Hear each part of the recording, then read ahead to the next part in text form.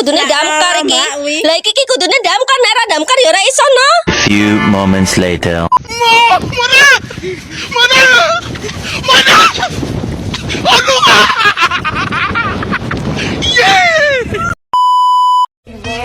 Just a feeling that I want you behind because it's something that is on. You're in my mind, I guess it goes that.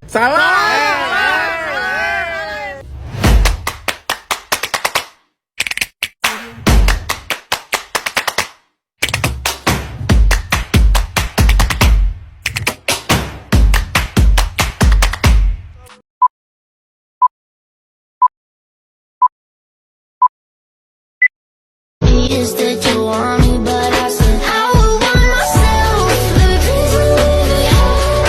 I'll put you through hell. Just know me, yeah. Assalamualaikum warahmatullahi wabarakatuh. Salam sejahtera bagi kita semua. Saat ini saya akan mempresentasikan hasil rangkuman materi fonologi selama 1 semester. Pengertian fonologi. Fonologi ialah bidang linguistik atau ilmu bahasa yang menyelidiki, mempelajari, menganalisis, dan membicarakan runtutan bunyi-bunyi bahasa yang dihasilkan oleh alat ucap manusia beserta fungsinya. Cabang fonologi meliputi 2 bagian, yakni fonetik dan fonemik. Fonetik ialah cabang studi fonologi yang menyelidiki, mempelajari, dan menganalisis penghasilan, penyampaian, dan penerimaan bunyi atau ujaran atau bahasa yang dipakai dalam tutur tanpa memperhatikan fungsinya sebagai pembeda makna atau arti, yang melibatkan analisis ilmu fisika, anatomi, dan psikologis. Atau lebih sederhananya, fonetik merupakan cabang linguistik yang mempelajari bunyi ujaran bahasa tanpa memperhatikan makna. Artinya, fonetik meneliti bunyi bahasa tanpa melihat bahwa bunyi tersebut dapat membedakan arti atau tidak. Dan fonemik adalah kajian atau analisis bunyi bahasa dengan memperhatikan statusnya sebagai pembeda makna. Bunyi bahasa yang diucapkan oleh manusia akan memiliki pembeda makna pada setiap bunyi bahasanya. Objek kajian dari fonemik adalah fonem. Jadi dapat kita simpulkan bahwa fonetik itu adalah cabang studi fonologi yang menyelidiki dan mempelajari bunyi ujaran atau bahasa atau sistem fonem suatu bahasa dalam fungsinya sebagai pembeda arti. Kalau dalam fonetik kita mempelajari segala macam bunyi yang dapat dihasilkan oleh alat-alat ucap serta bagaimana tiap-tiap bunyi itu dilaksanakan. Maka, dalam fonemik, kita mempelajari dan menyelidiki kemungkinan-kemungkinan bunyi atau ujaran bahasa yang manakah dapat mempunyai fungsi untuk membedakan arti. Fonetik dibagi menjadi 3 bagian, yakni fonetik artikulatoris, fonetik akustik, fonetik auditoris. Fonetik artikulatoris disebut juga fonetik organis atau fonetik fisiologis, mempelajari bagaimana mekanisme alat-alat bicara manusia bekerja dalam menghasilkan bunyi bahasa, serta bagaimana bunyi-bunyi itu diklasifikasikan. Fonetik akustik mempelajari bunyi bahasa sebagai peristiwa fisis atau fenomena alam. Bunyi-bunyi itu diselidiki frekuensi getarannya, amplitudonya, intensitasnya, dan timbrenya. Sedangkan fonetik auditoris mempelajari bagaimana mekanisme penerimaan bunyi bahasa itu oleh telinga kita. Menurut Krida Laksa, tahun 1995, halaman 5, fonetik instrumental adalah bagian dari fonetik yang merekam, menganalisis, dan mengukur unsur-unsur bunyi dengan mesin atau alat-alat elektronis seperti spektograf, osiloskop, dan sebagainya. Sementara fonetik parametris adalah pendekatan dalam fonetik yang memandang wicara sebagai sistem fisiologis tunggal dengan variabel variabel artikulasi dalam dimensi waktu untuk menghasilkan kontinum bunyi yang disegmentasikan oleh pendengar. Dan yang terakhir, fonetik terapan, yakni fonetik yang berkaitan dengan bidang linguistik terapan. Fonetik terapan mencangkup metode dan teknik pengucapan bunyi dengan tepat, misalnya untuk melatih orang yang gagap, untuk melatih pemain drama, atau sebagainya. Menurut Ramelan, tahun 1985, halaman 82, fonetik umum yaitu fonetik yang membahas bunyi bahasa yang dapat dihasilkan manusia secara umum. Sedangkan fonetik khusus yaitu fonetik yang memfokuskan perhatiannya pada bunyi bahasa tertentu. Misalnya, fonetik yang mempelajari bunyi-bunyi bahasa Indonesia disebut fonetik bahasa Indonesia. Pengertian alat ucap. Alat ucap adalah organ pada tubuh manusia yang berfungsi dalam pengucapan bunyi bahasa. 25 organ alat ucap. Berikut beberapa organ manusia yang berfungsi sebagai alat ucap. 1. Paru-paru. 2. Batang tenggorok. 3. Pangkal tenggorok. 4. Pita suara. 5. Trikoid. 6. Tritoid. 7. Artenoid atau lekum. 8. Dinding rongga. 9. Epiglotis. 10. Akar lidah. 11. Pangkal lidah. 12. Tengah lidah. 13 daun lidah, 14 ujung lidah, 15 anak tekak, 16 langit-langit lunak, 17 langit-langit keras, 18 gusi lengkung, kaki gigi, 19 gigi atas, 20 gigi bawah, 21 bibir atas, 22 bibir bawah, 23 mulut, 24 rongga mulut, dan terakhir rongga hidung. Pengertian konsonan. Konsonan atau huruf mati adalah fonem yang bukan vokal dan dengan kata lain dibunyikan dengan obstruksi. Jadi, aliran udara yang melewati mulut dihambat pada tempat-tempat artikulasi. Macam-macam konsonan. 1. Konsonan labial yaitu terjadi apabila dua bibir tertutup di mana keduanya berfungsi sebagai artilulatir atau artikulasi bunyi bahasa yang dihasilkan yaitu konsonan B, P, M, dan W. Dan yang kedua, konsonan labiodental yaitu gigi atas sebagai titik artikulasi dan bibir bawah sebagai artikulati menghasilkan bunyi bahasa F dan V. Yang ketiga, konsonan apikodental yaitu ujung lidah sebagai artikulator yang dipertemukan dengan gigi atas sebagai artikulasi menghasilkan bunyi bahasa T, Z, dan S. Yang keempat, konsonan apikopalatal yaitu ujung lidah sebagai artikulator yang dipertemukan dengan langit-langit keras sebagai artikulasinya. Bunyi yang dihasilkan D, N, L, dan R. Yang kelima, konsonan palatal yaitu bagian tengah lidah sebagai artikulator dan langit-langit keras sebagai titik artikulasi menghasilkan bunyi-bunyi bahasa C, Z, N, S, dan Y.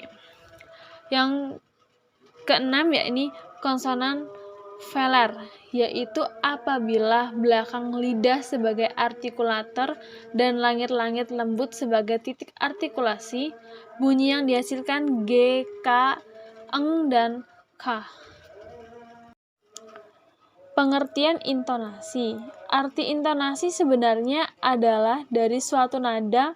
Umumnya intonasi memang menjadi modal dasar bagi seseorang yang mempunyai profesi sebagai penyanyi, aktor teater, hingga pembaca berita. Dan intonasi yaitu tinggi rendahnya suatu nada pada kalimat yang memberikan penekanan dalam kata-kata tertentu di suatu kalimat. Tanda baca pada kalimat yang bisa digunakan dalam intonasi yaitu sebagai berikut. 1. Tanda titik. diberikan sebagai penanda pada kalimat berita atau deklaratif.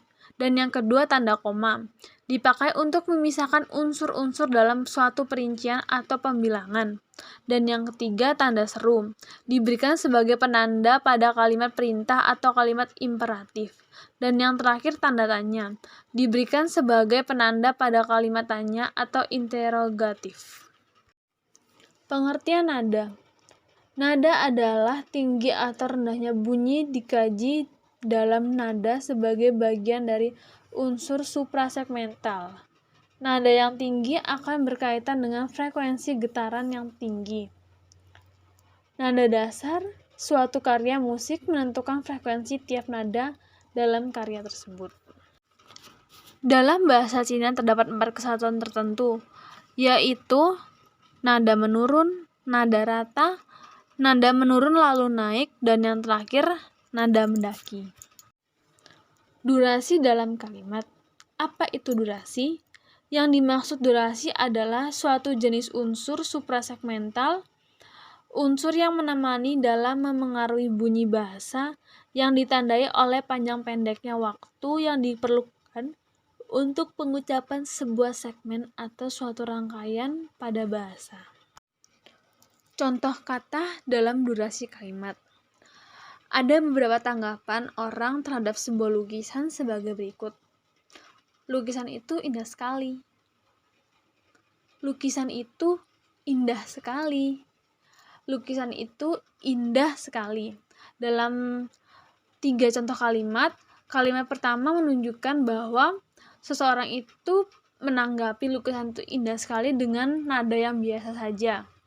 Dan untuk yang kedua, lukisan itu indah sekali. Tanggapan orang terhadap sebuah lukisan itu menunjukkan bahwa dia sangat menyukai lukisan itu.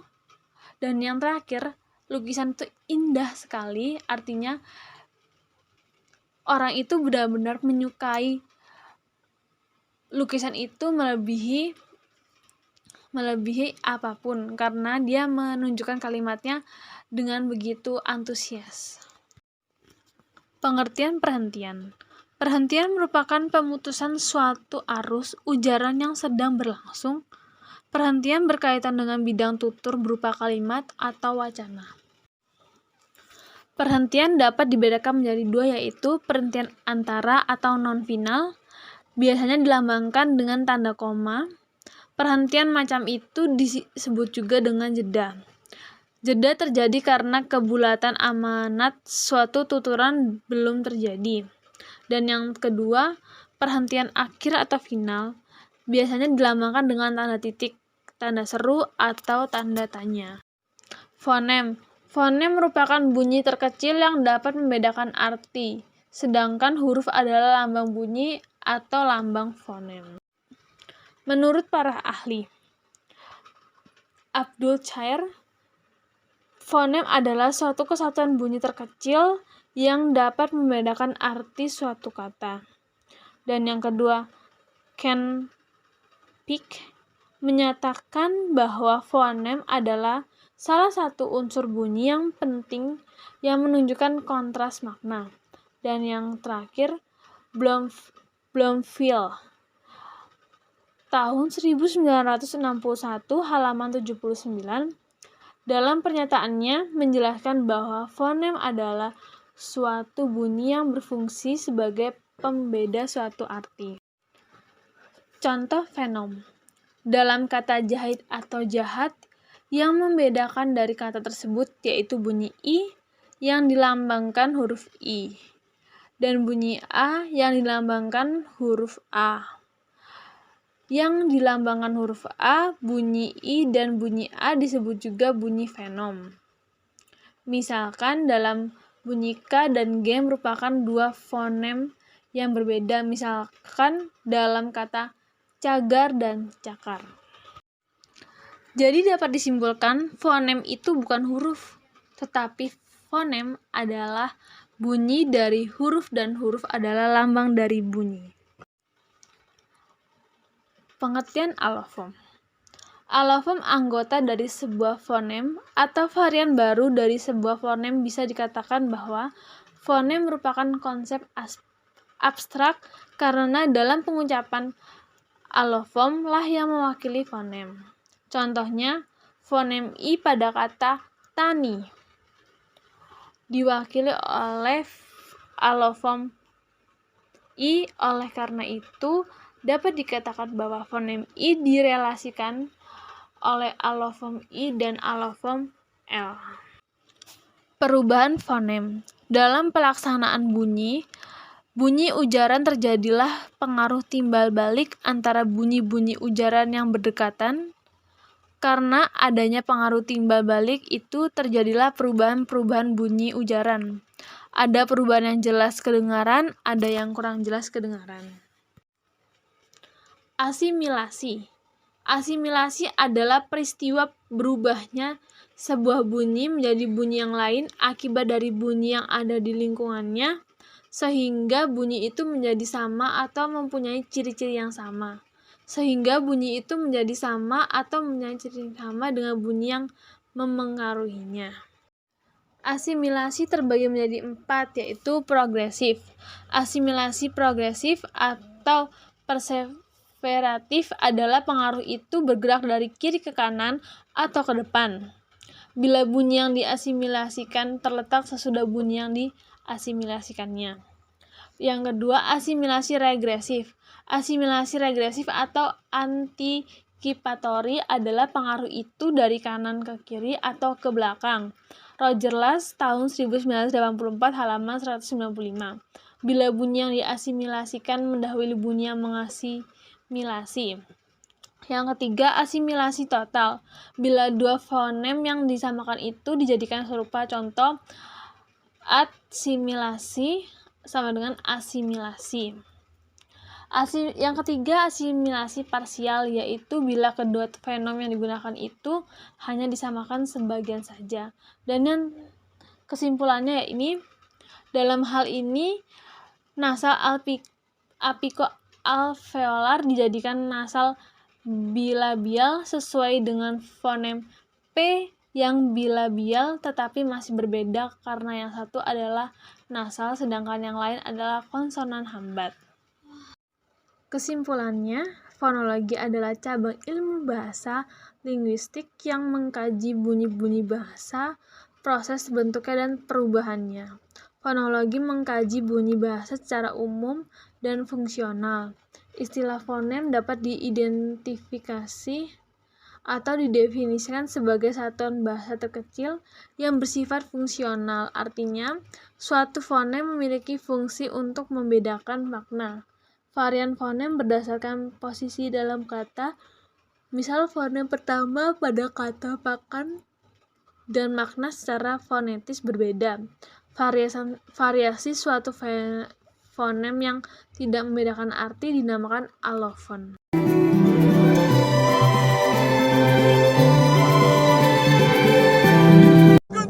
Lepaskan saya! Hei, kamu! Lepaskan saya! Saya ketua lanun di lautan ni! Oh, okey. Ini bukan lautan, ha?